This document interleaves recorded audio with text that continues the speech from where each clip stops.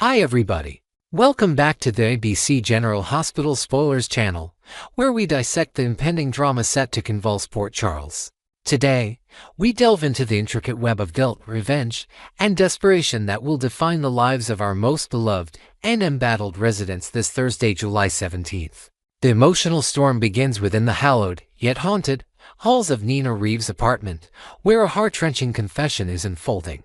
Sasha Gilmore Corbin, her face a mask of weary resolve, has just revealed her desperate plan to flee Port Charles, taking sweet baby Daisy with her. As Sasha elaborates, her words paint a devastating picture, recounting the series of terrifying, baby-related incidents that have plagued her existence. Each event, from near misses to outright threats, has acted as a chisel, chipping away at her sense of security until nothing remains but the raw nerve of maternal fear. Overwhelmed by a crushing wave of vicarious guilt, Nina will forcefully insist that she is the sole architect of this nightmare. Her mind will race, connecting the dots not just to her recent, explosive breakup with Sonny Corinthos, but to a lifetime of choices that have kept her tethered to a world of violence. She will see the danger to Daisy not as a random act, but as the karmic price for her association with the mob, a debt she believes should have been paid by her alone. In Nina's tormented view, she failed to erect a sufficient barrier to shield her loved ones from the inevitable shrapnel of Sonny's world, and now Sasha and Daisy are paying the price.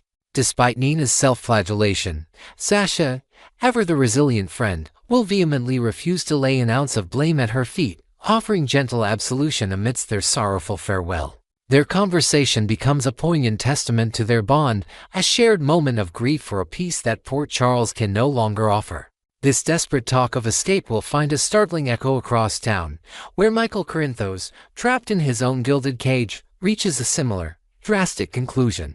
The unrelenting pressure from Drew Kane's vengeful crusade, coupled with the perpetual toxicity of his family's legacy, has pushed him to the brink. Looking at his children, he sees not heirs to a dynasty, but targets in an endless war.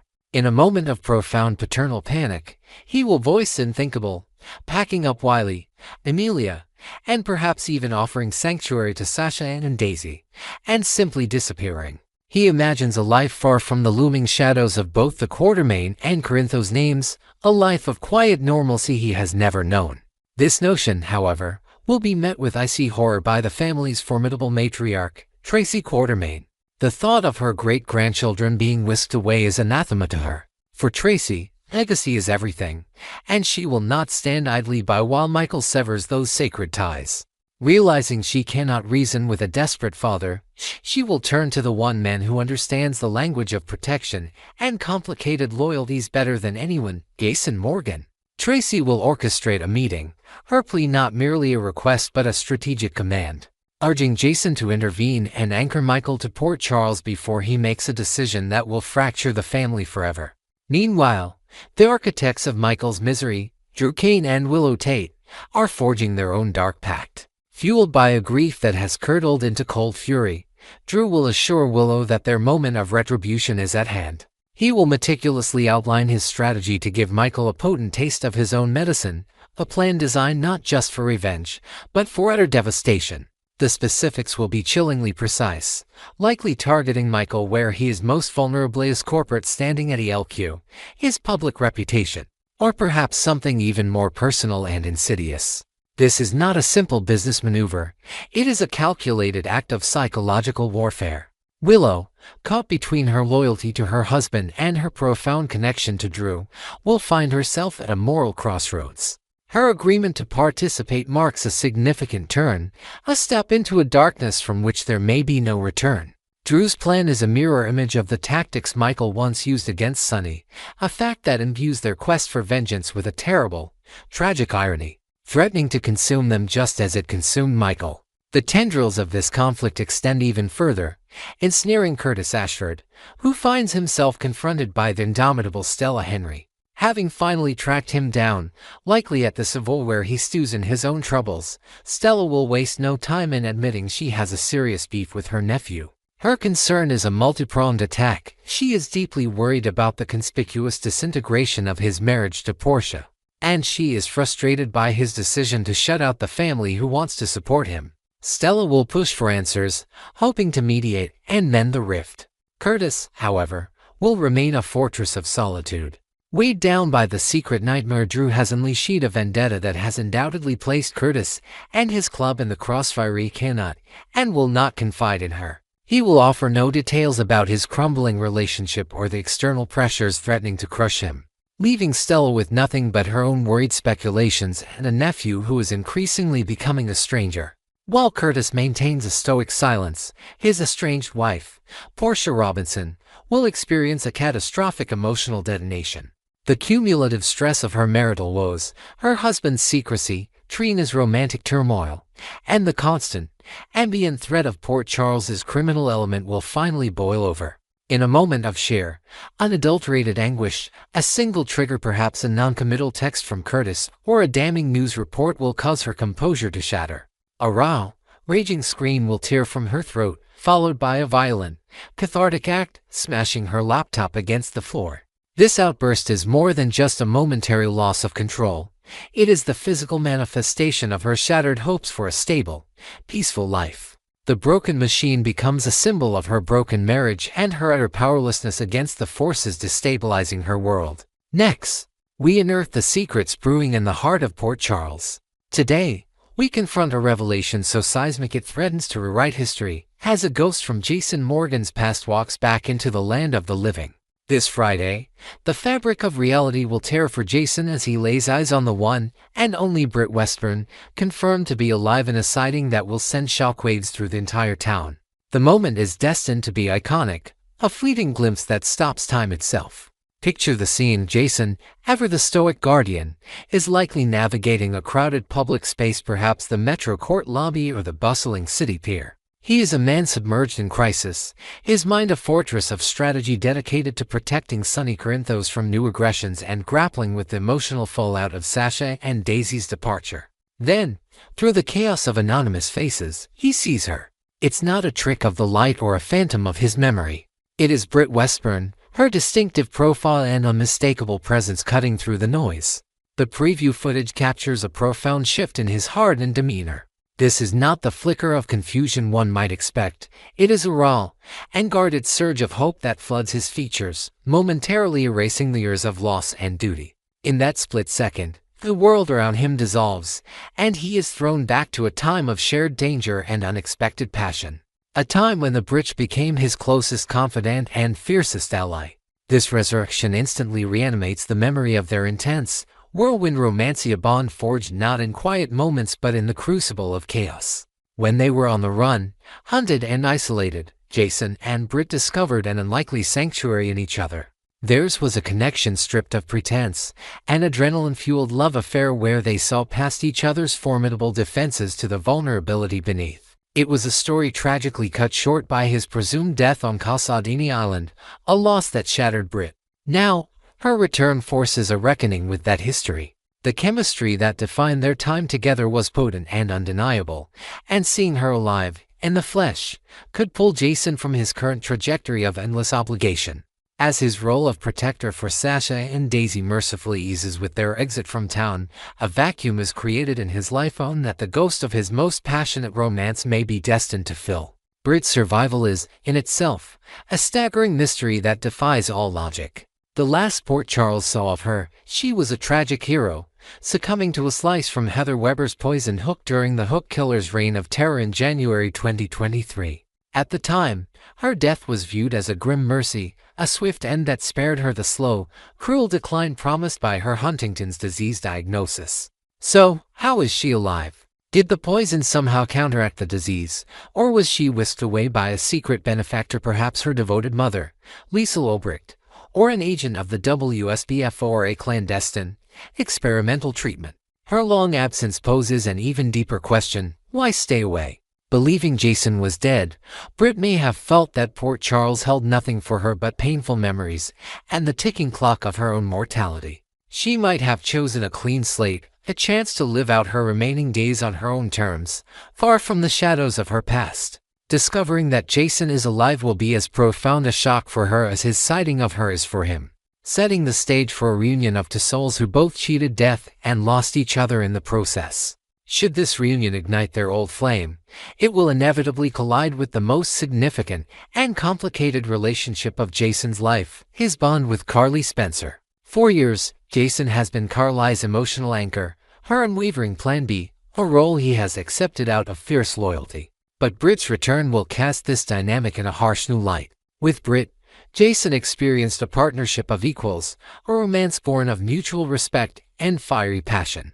With Carly, it is an entanglement of history, obligation, and a codependency that has often precluded him from finding happiness elsewhere. Britt Westbourne, especially a version of her that has survived death and lived in hiding, will absolutely not take a backseat to anyone or play second fiddle to his history with Carly. Furthermore, Jason is pulled in a dozen other directions, from his renewed alliance with Sunny against formidable new threats like Jen Sidwell, to the complex feelings stirred by Anna Devane's fleeting but noticeable interest in him. Britt's presence will not just be a romantic complication, it will be a force of nature that demands Jason finally choose what kind of life what kind of love he truly wants for himself. Beyond the central romance, Britt's reemergence could have far-reaching consequences, sending ripples through multiple storylines.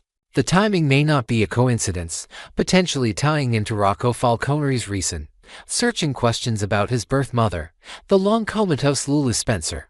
Could Britt, during her time away, have crossed paths with someone who holds a key to Lulu's condition? Perhaps she has information obtained through the medical underground or even the WSB that could offer the Falconeri family a glimmer of hope. Her return might also intersect with Brooklyn Quartermain's simmering vendetta against Lulu. It's conceivable that Britt holds a piece of information or was witness to a past event that BLQ could use as ammunition, pulling Britt directly into the heart of a bitter Quartermain conflict. Her reappearance threatens to disrupt the delicate balance of power and relationships across Port Charles, forcing old secrets into the light and forging unexpected new alliances. The ultimate question hangs heavy in the air: what happens next? Jason, driven by the impossible hope he felt in that one fleeting moment, will undoubtedly try to find her. Their eventual confrontation promises to be an explosive mix of disbelief, relief, and a torrent of unanswered questions. Britt, never one to be a passive player, will have her own agenda. She isn't returning simply to fall back into Jason's arms. A woman who has engineered her own survival against impossible odds is a woman with a plan. She may be back seeking justice, protection, or perhaps she needs Jason's unique skills to help her navigate a new danger she brought back with her. Will Britt's stunning return finally allow Jason to reclaim a life with romance and passion at its center, sparking a fiery and unforgettable reunion? Or will the crushing weight of his responsibilities and the endless chaos of Port Charles conspire once again to keep their epic love from being reignited? Next, we peel back the layers of deception to reveal the shocking truths simmering beneath the surface of Port Charles. Today, we investigate the chilling whispers of a villain's return, exploring the mounting evidence that suggests the formidable Victor Cassadine has cheated death and is the secret puppet master behind Professor Henry Hank Dalton's mysterious work. The intrigue ignites within a clandestine meeting, a scene shrouded in paranoia and menace. Professor Dalton, a man of intellect now hopelessly entangled in a criminal underworld, finds himself cornered by the impeccably tailored yet ruthlessly intimidating Jen Sidwell. This is no mere business check-in, it is a summons. Sidwell, acting as an emissary of dread, speaks in clipped, cold tones about their mutual friend, a powerful and unseen benefactor whose legendary patience has finally evaporated. Sidwell's warning is not a suggestion but a promise of violence, emphasizing that their employer is displeased with the glaring lack of progress on Dalton's top-secret project. He reveals that a special courier is being dispatched to collect answers, and ominously adds that should Dalton fail to produce satisfactory results, there will be hell to pay. The implications are clear. The person pulling the strings is a male figure of immense power, someone whose wrath inspires genuine terror. A perfect match for the profile of Victor Cassadine. Of course, we must confront the stark reality of Victor's apparent demise. The world, and the viewers, bore witness to the discovery of his lifeless body in the frozen, desolate landscape of Greenland, the supposed final chapter in his reign of terror. However, in the labyrinthine world of the Cassadines, death has always been more of a temporary inconvenience than a permanent state. The methods for orchestrating such a monumental deception are numerous and terrifyingly plausible. Could it have been a flawlessly crafted decoy, a stand-in wearing a hyper-realistic prosthetic mask so technologically advanced it could deceive even the most thorough examination? Or, more chillingly, does the key to his survival lie within Professor Dalton's own controversial and clandestine research? The storyline has been deliberately seeded with hints of forbidden science, pointing towards cloning and advanced genetic manipulation. It is entirely possible that Victor, always one step ahead, commissioned the perfect genetic duplicatio clone to take his place, allowing him to retreat into the shadows and orchestrate his next grand move. Such a gambit is the epitome of Cassadine arrogance and ingenuity. The theory gains significant weight when we scrutinize Jen Sidwell's recent activities, which paint a clear picture of a man acting on behalf of a Cassadine agenda. His infiltration of Windermere, the ancestral heart of the Cassadine dynasty, was no random act of corporate espionage. It was a calculated, strategic maneuver. He masterfully manipulated the drama surrounding the family's legendary dagger, using the artifact to sow chaos and prey upon the vulnerabilities of Alexis Davis. These were not the actions of a simple investor, they were the precise operations of a loyal agent sent to destabilize the current Cassadine heirs, perhaps to clear the path for the true patriarch's triumphant and terrible return. Sidwell's deep-seated interest in the family's affairs strongly suggests his allegiance lies with a powerful and seen Cassadine, and none were more powerful or ambitious than Victor. Furthermore, the timing of this potential resurrection is inextricably linked to Victor's most profound and pathological obsession, Liesel Obrecht. His fixation on his Liebchen was the driving force behind many of his most audacious schemes. Now, with Liesel's confirmed return to the Port Charles canvas on the horizon, the motive for Victor's re-emergence becomes crystal clear. It is inconceivable that he would allow Liesel to re-enter the world without him making a play to reclaim her. The shocking news that her daughter, Britt Westbourne, may also be alive would only intensify his resolve. Victor viewed their twisted connection as a bond of destiny, and his return would be timed to coincide with hers, ensuring that he is there to either win her back or, more likely, seize control of her life once more. This confluence of events feels less like a coincidence and more like the first act of a meticulously planned revenge and reunion tour. This leaves us to ponder the true nature of Professor Dalton's project, the work that is so vital it warrants the backing of a presumed dead megalomaniac. Given Victor's obsessions, the research is likely deeply personal. Is Dalton on the verge of developing a cure for Huntington's disease? Such a discovery would be the ultimate tool for Victor to manipulate both Liesel and Britt, offering a miracle cure in exchange for their unwavering loyalty. Or is the project even grander in scope? The Cassadine family has always pursued the ultimate prize, immortality. Perhaps Dalton's work is not about cloning the dead, but about perfecting a process of cellular regeneration that would grant Victor eternal life, making him a true god among mortals. This would explain the immense investment, the cloak and dagger secrecy, and the terrifying impatience of the mutual friend. The project isn't just business, it's the key to Victor's ultimate victory over nature itself. As the pressure mounts and Sidwell's threats escalate, Professor Dalton is trapped in a nightmare of his own making. His scientific genius now a weapon in the hands of a villain who may have already conquered death. A powerful, ruthless, and eerily familiar figure is about to step out from the shadows, and all signs point to Victor Cassadine, poised to unleash a new era of chaos upon Port Charles.